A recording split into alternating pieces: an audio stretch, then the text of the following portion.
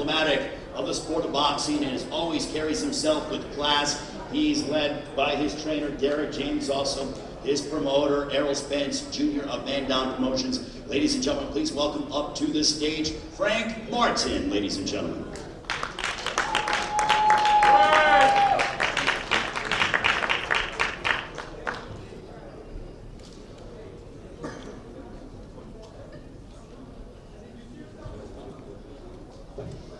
What's up, everybody, man? I let my people down, with my head high, At the end of the day, I came out to be great, but I came up short. I got caught with a shot that I didn't see, one that came from underneath, and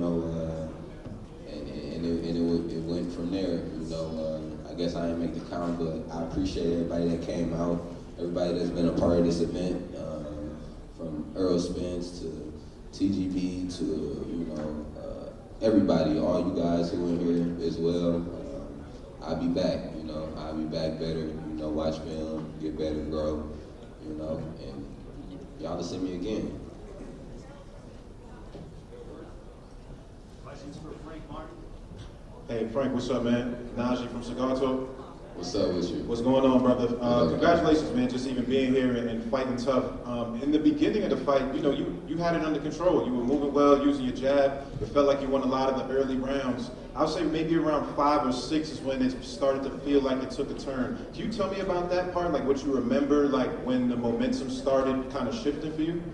Just I got to chilling too much on the ropes, Derek, that's one thing he been talking to me about in training camp for a while, not getting comfortable on the ropes, not chilling on them, just because I feel like, I can catch shots and this and that, I just felt like I was on the ropes too much, I started just chilling on the ropes too much, bouncing off of them and stuff. Okay, and quick follow-up, a lot's been made about Tank's power. How was his power to you? Was it really like devastating power?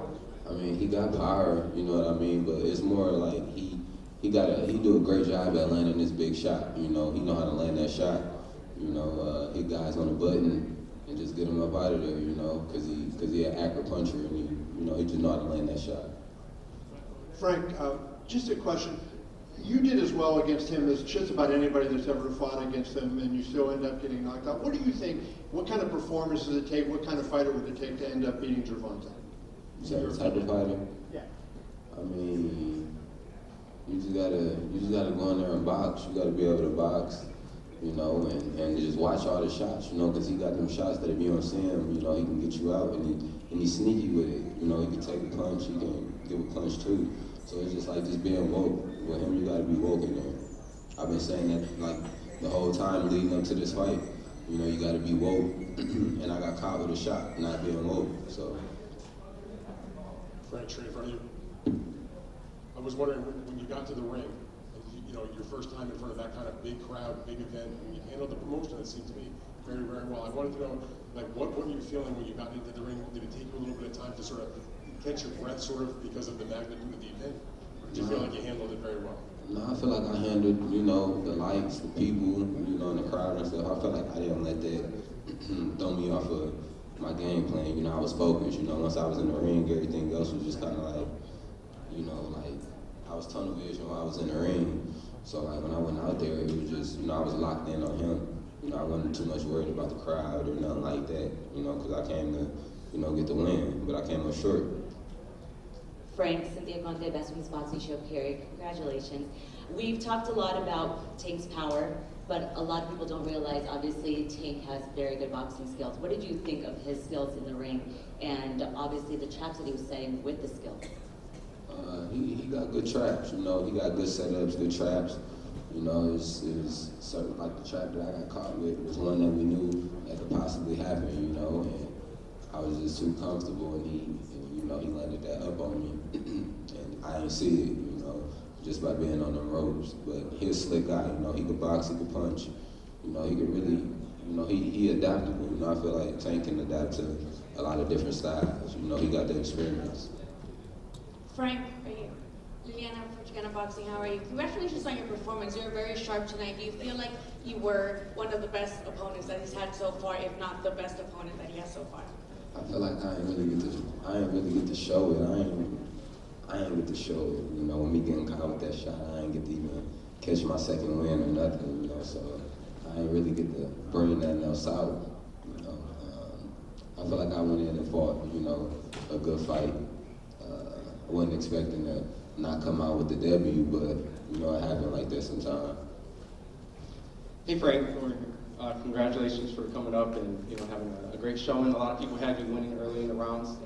This is for you and Derek. What was the game plan going into the fight, and did you feel that, looking back, what could you have done better to kind of maybe have a better result? Man, I honestly I got away from the game plan in a way, you know, by being on the ropes too much, and you know, that wasn't a part of the game plan. That was a part that, you know, Derek didn't want me doing. You know, he wanted me off the ropes. He didn't want me just chilling on the ropes and catching punches and getting comfortable. So that damn show wasn't a part of the game plan right there. It was just, you know, me being in there, not saying that I wasn't listening, but I was trying to see something while I was on the ropes, and you know, I just wasn't able to find what I was looking for. What's up, Frank? What up, though? What's up, man? This is Skip from Dante's Boxing Nation by way of RKTV.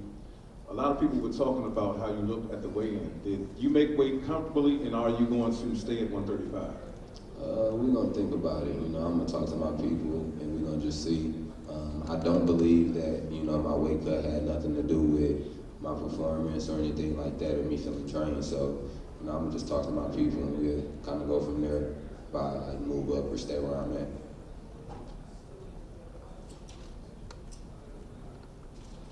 Frank, congratulations on an outstanding performance tonight. You did come up short, as Marcus Hayes with Fight Up TV. I wanted to ask you, earlier in the week I got to talk to Earl Spence Jr., and Earl talked about one thing that you had to stay cognizant on was not being lulled to sleep by Tank.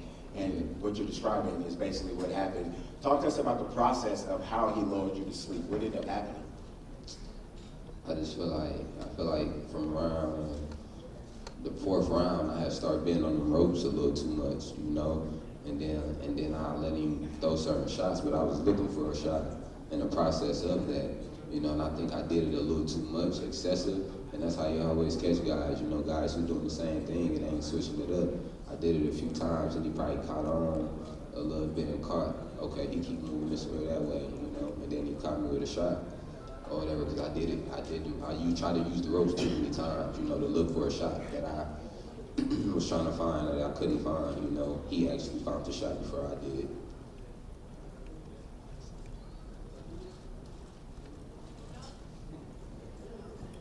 Any other questions? You didn't let anybody down though. You didn't let nobody down there at all.